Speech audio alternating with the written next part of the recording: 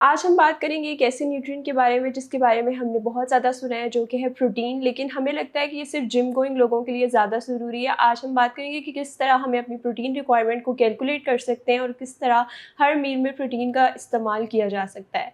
मेरा नाम है Malaika Azhar and I am a clinical dietitian working at rainbow obesity and eating disorder centre. अगर आपका वजन 60 किलो है तो आपको अपना प्रोटीन कैलकुलेट करने के लिए 1 ग्राम्स को अपने बॉडी वेट से मल्टीप्लाई करना है। यानी कि अगर आप 60 kg है तो आपको डेली 60 ग्राम प्रोटीन रिक्वायरमेंट है और ये ली जा सकती है, हर मील में इंक्लूड किया जा सकता है इसको। जैसे कि आप सुबह के टाइम एग्स ले सकते हैं, वो प्रोटीन रिच सोर्स है।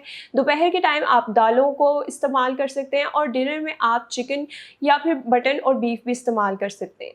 आज हम ये भी डिस्कस करेंगे कि एक मील में किस तरह से प्रोटीन को इंक्लूड किया जाए। अगर आप एक लंच की प्लेट बना रहे हैं या डिनर की प्लेट बना रहे हैं तो कोशिश करें कि हाफ प्लेट में कार्ब्स हों, हाफ से क्वार्टर प्लेट में प्रोटीन हो और हाफ से क्वार्टर प्लेट में वेजिटेबल्स हों।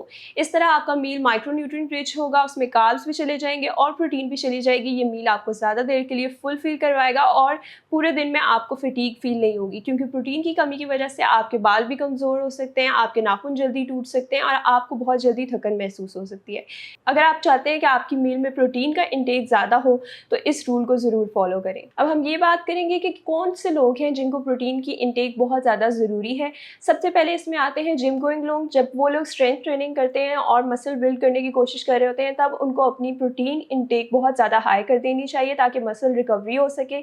उसके बाद आते हैं वो लोग जिनकी एज 50 से ज़्यादा है, क्योंकि उनकी बॉडी ऑटोमेटिकली मसल लॉस में जा रही होती है। इस वजह से उनको भी अपनी प्रोटीन रिच हाई डाइट कर लेनी चाहिए ताकि उनकी बॉडी में मसल लॉस ना हो सके। नेक्स्ट कैटेगरी में आते हैं वो लोग जो बहुत ज़्यादा अंडरवेट हैं और वो उनको इतनी ज़्यादा भूख नहीं लगती, इस वजह से उनका प्रोटीन इंटेक भी लो होता है और वो मसल भी बिल्ड नहीं कर पाते। लास्ट कैटेगरी में आते हैं expecting and breast feeding mom. उनकी अपनी बोन हेल्थ बहुत ज़्यादा इफेक्ट हुई होती है आफ्टर प्रेगनेंसी एंड डिलीवरी और उनको मिल्क प्रोडक्शन के लिए भी हाई प्रोटीन डाइट ज़रूर लेना चाहिए।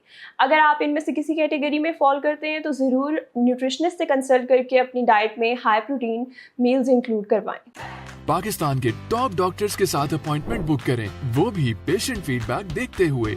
आज ही ओला डॉक ऐप डाउनलोड करें। ओला डॉक, डॉक्टर का अपॉइंटमेंट आसानी से।